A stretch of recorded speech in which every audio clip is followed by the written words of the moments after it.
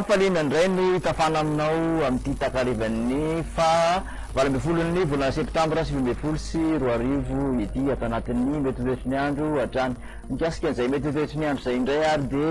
mbola efa tafiditra tsikelikely tsika efa tafiditra mihitsy ao anatin'ny zay atao hoe lohataona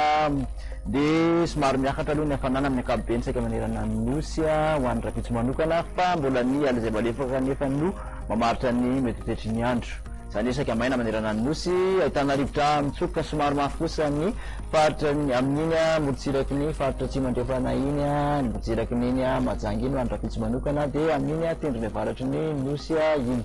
teletsika avetrany ny toetry ny andro ho an'ny rafitsy maraina mbola ahitana orana aloha amin'iny faritra nalanjorofo sy ny faritra atsinanana iny ho an'ny rafitsy kosa de isy zavona somary manifinify ny faritra ampovoan-tany raha tokoa maina tanteraka any amin'ny faritra sisa vilakandro de mbola ho hitataratra ihany aloha zay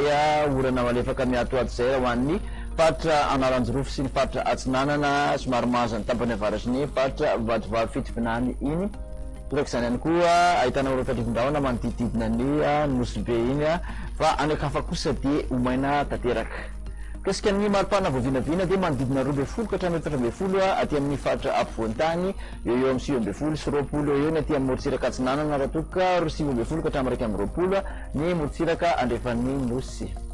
ny maripana ambony indrindra voavinavina moa dia tany Antsohihy 5 degré celsius 4 kosa i Mahajanga sy Morondava manodidina ny 9 ka hatramin'ny 7 ny faritra ampovoan-tany raha toka 9 ka hatramin'ny 20 amin'iny morotsiraka atsinanan'ny nosy iny kasika ny toetry ny andro ho an'ireo tanàn-dehibe telo ivelan'ny Madagasikara reto ary maina tanteraka avokoa somary andrahoana vitsy aloha Nairobi balika tanteraka amin'ny masoandro raha ho an'ny Johannesburg sy Paris mikasika ny toetry ny andro ho an'ny nosy manodidina ny Madagasikara indray de ny Maurice sy Comore sy Seychelles no somary vandimbandraona sy masoandro balika tanteraka kosa ny masoandro raha ho an'ny Mayotte sy La Réunion de zay indray no masaka azona tsotra anao tamin'ity an'ity fa manasanao amin'ny manaraka indray veloma tompoko